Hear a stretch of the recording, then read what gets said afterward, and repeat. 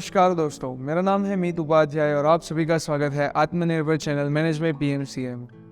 दोस्तों, आज की वीडियो में मैं आपसे बात करने वाला हूँ रेडॉक्स रिएक्शन के बारे में, जो स्टैंडर्ड 10th चैप्टर नंबर 1 के अंदर केमिस्ट्री का पोर्शन का एक टॉपिक है। वैसे तो चैप्टर नंबर 1 के अंदर कई सारे टाइप ऑफ रिएक्शंस हैं, लेकिन सबसे ज़्यादा अगर कन्फ्यूजिंग कोई है तो वो है रेडॉक्स रिएक्शन। तो रेडॉक्स रिएक्शन में आज मैं जो आपसे बात करने वाला हूँ वो कुछ ऐसे कन्फ्यूजन को मैं आपके दूर करूंगा कि जो एनसीईआरटी के अंदर दिया हुआ है उसके बेसिस पे कई बच्चे को हमेशा कंप्लेन रहता है कि वो क्वेश्चन सॉल्व नहीं कर पाता है। तो आज की वीडियो में मैं आपसे डिस्कस करूंगा कि जो एनसीईआरटी है उसमें क्या दिया हुआ है, बट जो क्वेश्चंस आपके क्वेश्चंस एग्जाम्स में या प्रीलिम्स में पूछे जाते हैं वो किस तरह से सॉल्व करना। बिकॉज मुझे पर्सनली ये लग रहा है कि एनसीईआरटी के अंदर उन क्वेश्चंस को सॉल्व करने का कंटेंट नहीं है, तो शायद मेरे इस वीडियो के थ्रू वो क्वेश्चंस को आप सॉल्व कर सको, वैसा कंटेंट मैं आज आपसे डिलीवर करना चाहता हूँ। तो वीडियो के एंड तक बने रहिए दोस्तों, और कोई भी डाउट्स लगे तो आप कमेंट सेक्शन में कमेंट करके हमें बता सकते हैं। बाकी वीडियो के एंड तक बने रहिए और साथ में अपने नोट्स बनाते रहिए। आइए दोस्तों, शुरू करते हैं आज की वीडियो। आज की वीडियो में हम सबसे पहले कवर करेंगे 5 टॉपिक्स, जिसमें से सबसे पहला होगा हमारा ऑक्सीडेशन रिएक्शन। सेकेंड टॉपिक हम लोग कवर करने वाले हैं, that is reduction reaction. Third topic हम लोग यहाँ पे कवर करेंगे, that is going to be the redox reaction. अब सवाल ये है दोस्तों कि ये तीनों जो है, ये तीनों के तीनों केवल रिएक्शन के पार्ट हैं। This 3 are the types of reaction. लेकिन और दो जो मेन टॉपिक हम लोग कवर करने वाले हैं, दैट इज रिड्यूसिंग एजेंट, और साथ ही में एक और टॉपिक हम कवर करेंगे, that is going to be oxidising agent. ये दोनों रिएक्शंस नहीं है, लेकिन ये खास तौर पे अलग अलग तरह के एजेंट्स हैं जिनके बारे में हम इस वीडियो में ही डिस्कस करेंगे। तो चलिए शुरू करते हैं सबसे पहले ऑक्सीडेशन रिएक्शन के साथ।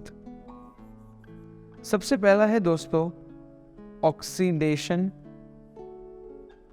रिएक्शन। बेसिकली क्या है ऑक्सीडेशन रिएक्शन?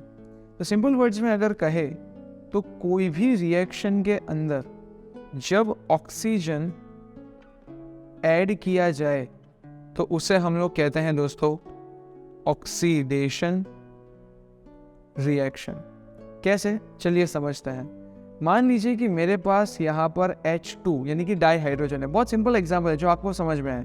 H2 है और यहाँ पर उसकी रिएक्शन ऑक्सीजन के साथ हो रही है। तो ध्यान से देखिए कि यहाँ पर पहले H2 अकेला है, उसके पास और कोई कंपाउंड बनाने के लिए एलिमेंट नहीं है। लेकिन इस रिएक्शन के बाद H2 के साथ अब कौन है? H2O है। इट मीन्स दैट हाइड्रोजन ने ऑक्सीजन के साथ बॉन्ड बनाया। तो हुआ ना कि जिस रिएक्शन के अंदर ऑक्सीजन ऐड किया जाएगा उसे हम कहेंगे ऑक्सीडेशन रिएक्शन। तो ये जो रिएक्शन है, इस रिएक्शन का टाइप कंसीडर्ड किया जाएगा ऑक्सीडेशन रिएक्शन। आपको एग्जाम में क्वेश्चंस भी ऐसे ही पूछे जाएंगे, कोई एक रिएक्शन दिया होगा और आपसे पूछा जाएगा कि किस तरह का रिएक्शन है, आपको बताना है कि ये ऑक्सीडेशन रिएक्शन है। सेकेंड टाइप ऑफ रिएक्शन की बात करें दोस्तों तो वो है reduction reaction. Now what is reduction reaction? तो उसी का उल्टा है। अगर किसी रिएक्शन के अंदर ऑक्सीजन जो है, अगर उसे रिमूव किया जाता है, then it is going to be considered as a reduction reaction. उसे रिडक्शन रिएक्शन कंसिडर किया जाता है। आइए इसको भी एक एग्जाम्पल के थ्रू समझते हैं। मान लीजिए कि अगर आपके पास कार्बन डाइऑक्साइड है और इसे अगर मैं स्प्लिट अप कर देता हूं, यानी कि C+O2, तो ध्यान से आप देखिए कि पहले CO2 है और यहाँ पर फिर अकेला C है, यानी कि पहले जिसका बॉन्ड ऑक्सीजन के साथ था अभी उसका नहीं है, यानी कि ऑक्सीजन रिमूव हो चुका है। तो इसे आप रिडक्शन रिएक्शन कह सकते हैं। हालांकि इसे डीकंपोजिशन रिएक्शन भी कहा जा सकता है, नहीं कहा जा सकता ऐसा नहीं है, लेकिन ऑक्सीजन का सिर्फ रिमूव, इजीएस्ट एग्जाम्पल से मैंने आपको समझाया है कि ऑक्सीजन अगर किसी भी कंपाउंड से निकल जाता है, दूर हो जाता है, तो उसे हम लोग रिडक्शन रिएक्शन कंसीडर करते हैं। बात करते हैं दोस्तों तीसरे टॉपिक की, that is our redox reaction. इसको थोड़ा ध्यान से समझिएगा, है तो इजी।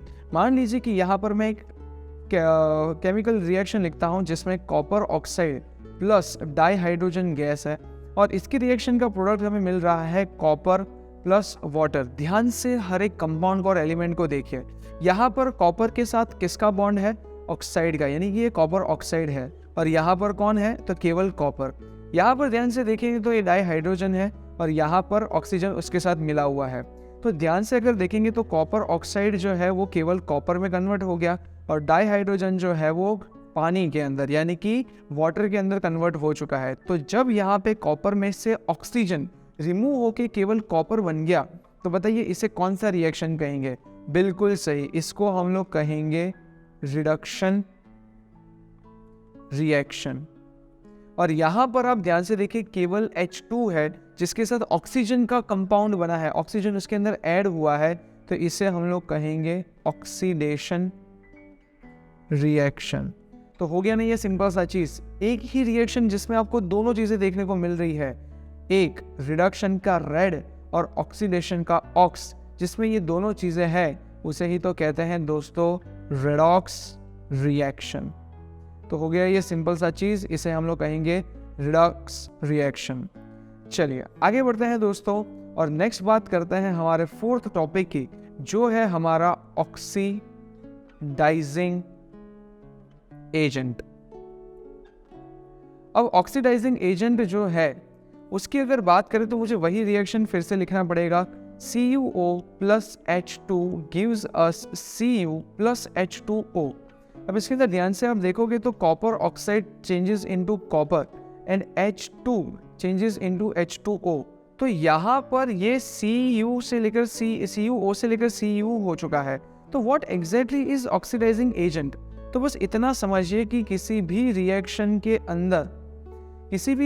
के अंदर कोई भी कंपाउंड या कोई भी एलिमेंट जब ऑक्सीजन प्रोवाइड करता है, ऑक्सीजन देता है, ठीक है, तो उसे हम लोग कंसिडर करेंगे कंसिडर करेंगे हम लोग ऑक्सीडाइजिंग एजेंट।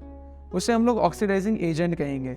तो आप समझ रहे हो यहाँ पर कि खुद कॉपर के पास से ऑक्सीजन जो है ये रिमूव हो चुका है और वो किसी और को रिएक्शन के अंदर दे रहा है। So that's why copper oxide is considered as a oxidising agent. Okay, तो आखिर फिफ्थ टॉपिक जो है हमारा, यानी कि रिड्यूसिंग एजेंट किसे कहेंगे? तो बस सिंपल सा है और उसी का उल्टा है। रिएक्शन के अंदर जो कोई भी कंपाउंड या जो कोई भी एलिमेंट अगर होगा वो ऑक्सीजन जो है वो गेन कर लेगा। यानी कि अगर किसी और ने लूज किया है, डोनेट किया है, और उसी के सामने कोई कंपाउंड उसे गेन कर लेता है, तो इस पूरी रिएक्शन में आप बताइए कौन गेन कर रहा है? डाइहाइड्रोजन दोस्तों गेन कर रहा है। So dihydrogen will be considered as a reducing agent. इसे हम लोग रिड्यूसिंग एजेंट कहेंगे। तो CuO is considered as a oxidizing agent और H2 is considered as a reducing agent. So this was all about the oxidizing agent and reducing agent. यहाँ तक NCERT में सब क्लियर है कि ऑक्सीजन देने वाला ऑक्सीडाइजिंग एजेंट है और ऑक्सीजन गेन करने वाला रिड्यूसिंग एजेंट है। But the questions which are asked from the last few years, उसके लिए ये नॉलेज इनफ नहीं है। तो अब जो कहानी है उसको थोड़ा और ध्यान से सुनिएगा। एक चीज मैं यहाँ पर लिख रहा हूं जो आप लोग खास अच्छे से समझ लीजिएगा। फर्स्ट, जो कोई भी कंपाउंड, मैं पहले इसे लिख रहा हूं फिर मैं इसे समझाऊंगा। जो कोई भी कंपाउंड ऑक्सीडेशन रिएक्शन करता है वो हमेशा रिड्यूसिंग एजेंट होता है, और साथ ही में वो हमेशा इलेक्ट्रॉन्स गेन करता है, नंबर 1। एंड सेकेंड चीज, जब कभी भी कोई रिडक्शन रिएक्शन करता है वो हमेशा ऑक्सीडाइजिंग एजेंट कहलाता है और ये हमेशा इलेक्ट्रॉन्स लूज करेगा। या इसी के साथ आप यहाँ पर कह सकते हो कि ऑक्सीडेशन करने वाला जो है वो हमेशा ऑक्सीजन जो है, स्पेसिफिकली ऑक्सीजन जो है ये गेन करता है, और साथ ही में ये जो है यानी कि रिडक्शन रिएक्शन ऑक्सीडाइजिंग एजेंट वो हमेशा ऑक्सीडेशन लूज करता है। इस चीज़ को हम 2 एग्जाम्पल्स के थ्रू समझते हैं ताकि आपका जो कॉन्सेप्ट है वो और अच्छे से क्लियर हो जाए। इसी बेसिस पर मैं आपको यहाँ पर 2 एग्जाम्पल दूंगा जो आपके लिए सबसे क्रूशियल है। मान लीजिए कि कुछ देर पहले यूज़ किया हुआ example CuO plus H2 and was giving us Cu plus H2O। अब इसमें साफ ये दिख रहा है क्योंकि इसमें ऑक्सीजन है कि कॉपर ऑक्साइड से अगर ये कॉपर हुआ है तो हमने इसको कौन से टाइप का reaction, I am repeating my words, कौन से टाइप का रिएक्शन है, तो ये है दोस्तों रिडक्शन रिएक्शन। और यहाँ पर H2 जो है वो अब बन चुका है H2O, दैट्स वाई हम इसे कहेंगे ऑक्सीडेशन रिएक्शन। तो ध्यान से देखिए, क्या यहाँ पर H2 ऑक्सीडेशन रिएक्शन कर रहा है, तो आंसर इज यस, और इसीलिए हम उसे क्या कंसीडर करेंगे, reducing agent. And what was the फंडा फॉर द रिड्यूसिंग एजेंट, कि वो दूसरों का ऑक्सीजन क्या करेगा, गेन करेगा। तो क्या यहाँ पर ये जो हाइड्रोजन है वो ऑक्सीजन गेन कर रहा है, तो अगेन आंसर इज यस। तो याद रखिए कि यहाँ पर ये इलेक्ट्रॉन्स जो है वो गेन कर रहा है। ये थोड़ा इलेक्ट्रॉन्स वाला फंडा आपको आगे के फेज में काम आएगा। आइए अब दूसरे फेज को समझते हैं। मान लीजिए कि यहाँ पर कॉपर ऑक्साइड से कॉपर हो चुका है, यानी कि वो रिडक्शन रिएक्शन कर रहा है। तो वो खुद क्या हुआ, वो कॉपर जो ऑक्साइड है वो ऑक्सीजन रिएक्शन के अंदर दे रहा है, that's why it is considered as a oxidising agent. तो वो यहाँ पर ऑक्सीजन क्या कर रहा है, वो यहाँ पर ऑक्सीजन लूज कर रहा है, that's why it is considered as a oxidising agent, और वो इलेक्ट्रॉन्स लूज करेगा।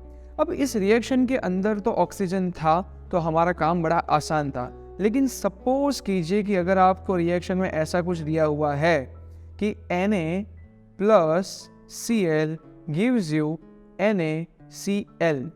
अब क्या आप मुझे बता सकते हो कि इस रिएक्शन के अंदर कौन ऑक्सीडेशन कर रहा है, कौन रिडक्शन रिएक्शन कर रहा है, कौन ऑक्सीडाइजिंग एजेंट है और कौन रिड्यूसिंग एजेंट है? आप लोग कंफ्यूज हो, और इसी तरह के क्वेश्चंस आपको एग्जाम में पूछे जाते हैं, क्योंकि आपको एक आदत है कि ऑक्सीजन रिएक्शन में दिखना ही चाहिए, क्योंकि हमेशा ये oxygen gain and oxygen lose वाला फंडा है। लेकिन ऐसे क्वेश्चंस एग्जाम में आएंगे, तो आइए इसे कैसे सॉल्व करते हैं वो देखते हैं। उसके लिए आप सबसे मेजरली इस चीज़ को फोकस कीजिए कि कौन इलेक्ट्रॉन्स लूज कर रहे हैं और कौन गेन कर रहे हैं। उसके बेसिस पे आपको ये सारा फंडा समझ में आ जाएगा। आइए इसको थोड़ी देर के लिए लुईस डॉट स्ट्रक्चर से समझते हैं। आप लोगों ने 9th में पढ़ा हुआ है कि Na जिसका एटॉमिक नंबर है 11 और साथ ही में क्लोरीन का एटॉमिक नंबर है 17, तो इसका इलेक्ट्रॉनिक कॉन्फ़िगरेशन क्या हुआ 281 और इसका इलेक्ट्रॉनिक कॉन्फ़िगरेशन 287। तो अगर लुईस डॉट स्ट्रक्चर के हिसाब से देखें तो Na के पास आउटर मोस्ट ऑर्बिट में 1 इलेक्ट्रॉन, यानी कि इसका वैलेंसी होगा 1 और इसका भी वैलेंसी होगा 1। तो Na के पास एक ही इलेक्ट्रॉन है, और सामने क्लोरीन जो है उसके पास आउटर मोस्ट ऑर्बिट में 7 इलेक्ट्रॉन्स है। तो देखिए मैंने 7 इलेक्ट्रॉन्स यहाँ पे बना दिया है।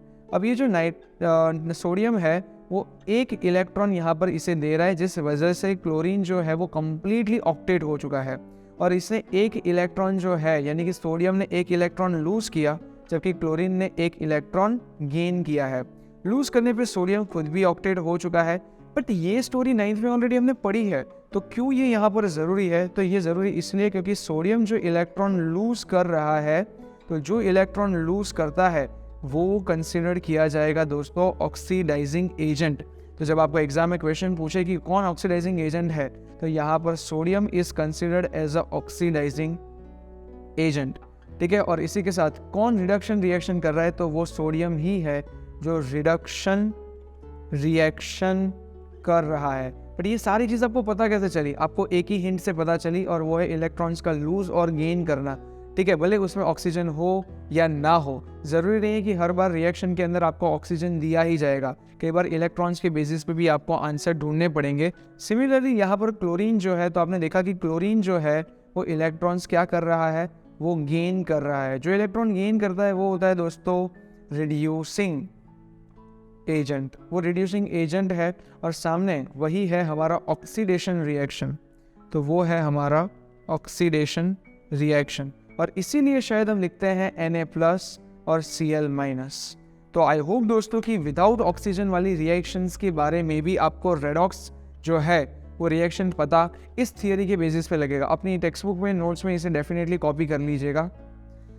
सो आई होप दोस्तों कि आपको ये वीडियो पसंद आया होगा, और आपको जो टेक्निक्स हमने इस वीडियो में दी है वो अपकमिंग एग्जाम के रेडॉक्स रिएक्शंस को सॉल्व करने में काफ़ी हेल्पफुल रहा होगा। अगर आपको ये वीडियो पसंद आया हो तो अपने फ्रेंड्स एंड फैमिली मेम्बर्स में ज़रूर शेयर कीजिएगा। हमारे चैनल को सब्सक्राइब कीजिए, हमारे इस वीडियो को लाइक कीजिए और शेयर कीजिए। कमेंट करके बताइए कि आपको ये वीडियो कितना अच्छा लगा। आप अपने सजेशंस हमें हमारे social media platform Instagram and Facebook पर भी भेज सकते हैं। Thank you so much guys for watching this video. जय हिंद, जय भारत।